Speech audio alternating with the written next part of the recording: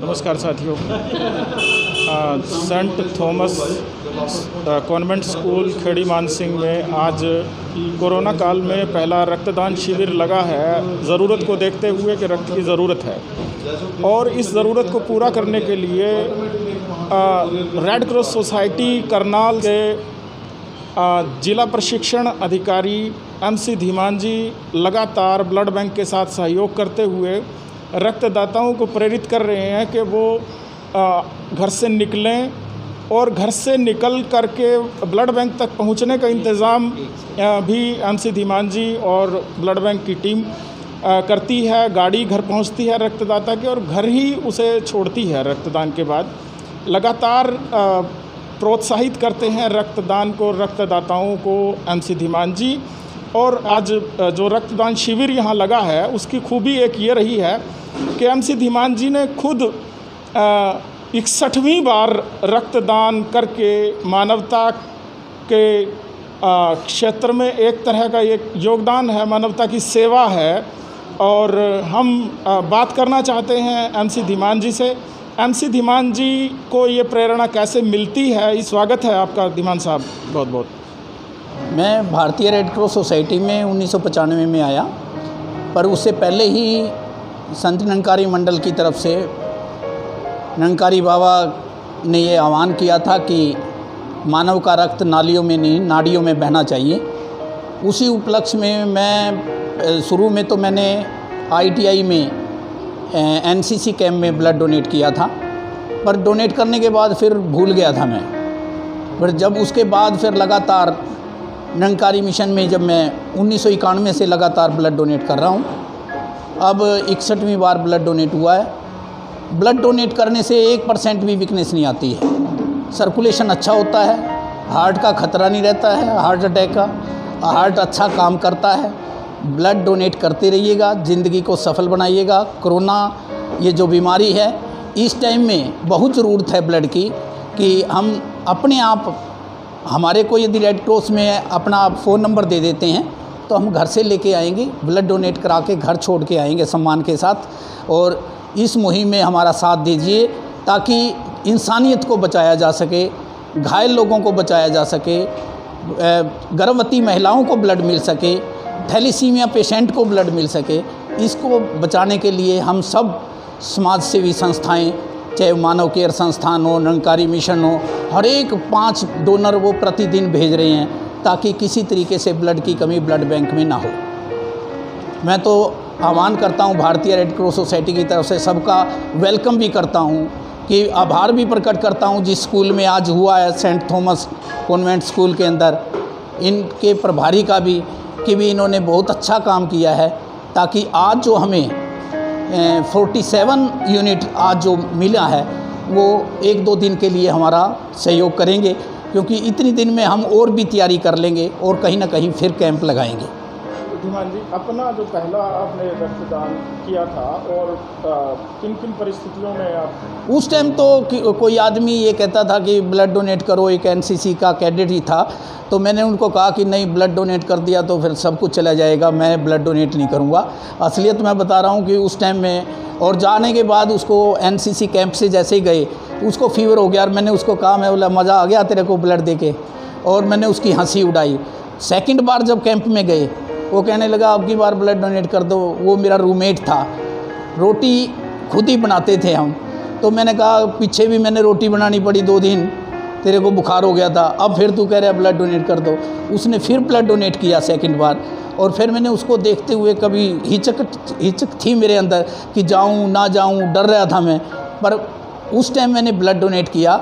उसके बाद फिर भूल गया था मैं बता रहा हूँ आपको।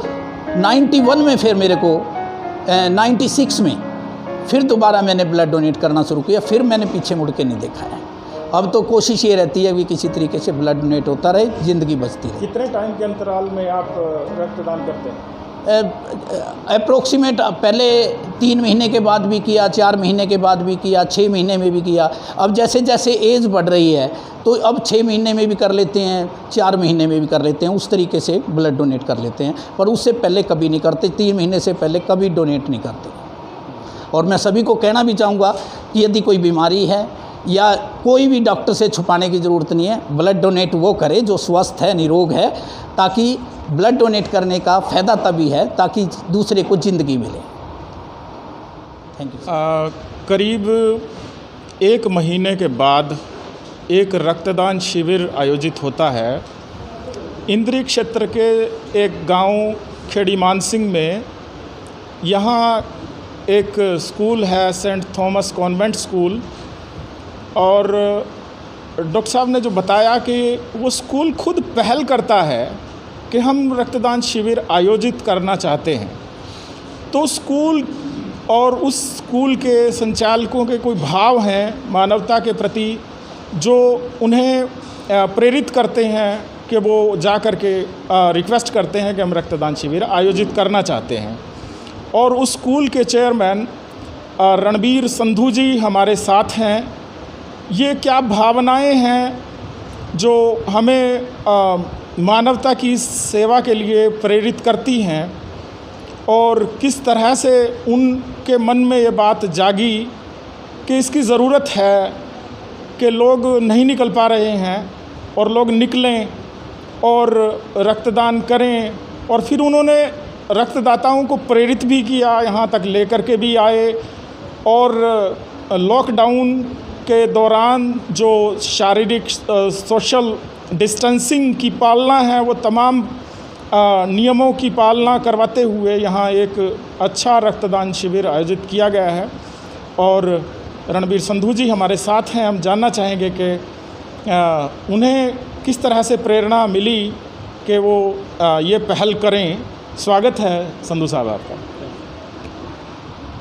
22 तारीख को करीब शाम के 5 बजे हमें सूचना मिली कि civil hospital Karnal, Kalpana Chawla medical college, दोनों के ब्लड बैंक में ब्लड की कमी हो चुकी है।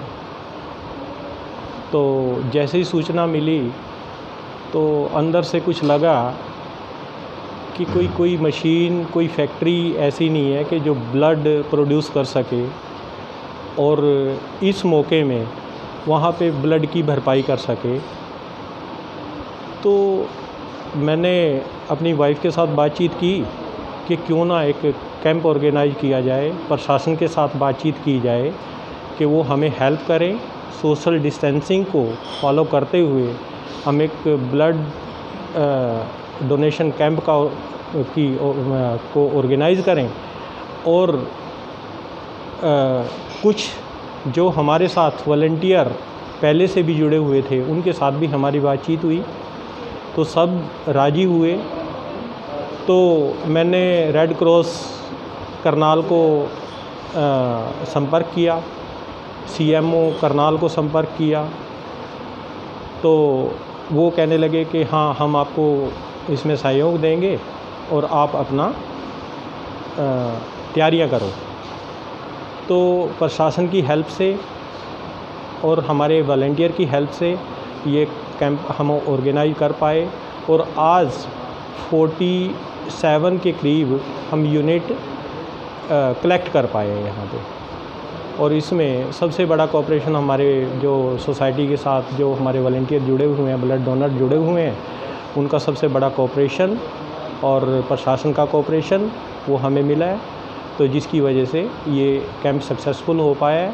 और आज इसी के माध्यम से हमें और बहुत सारी प्रेरणा मिली है। मिस्टर सैनी इंद्री से बिलोंग करते हैं, जो आर्मी रिटायर्ड पर्सन हैं।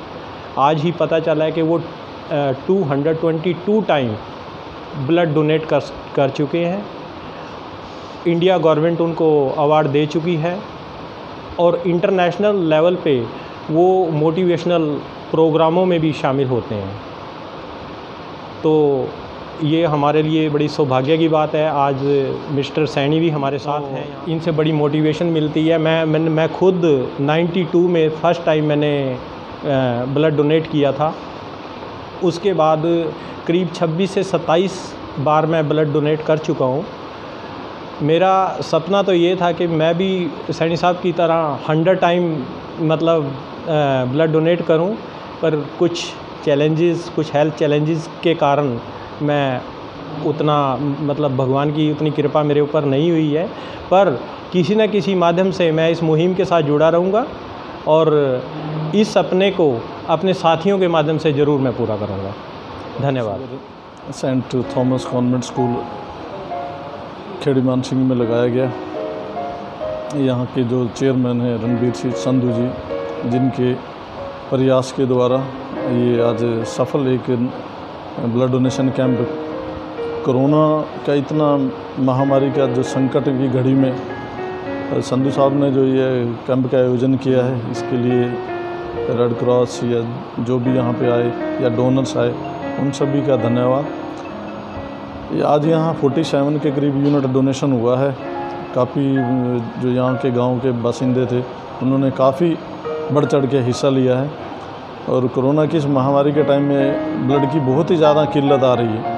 उसकी वजह को देखते हुए जो संधू साहब ने निर्णय लिया, एक प्रशासन से परमिशन लेके और ये लगाया, उनका तहे दिल से शुक्रिया।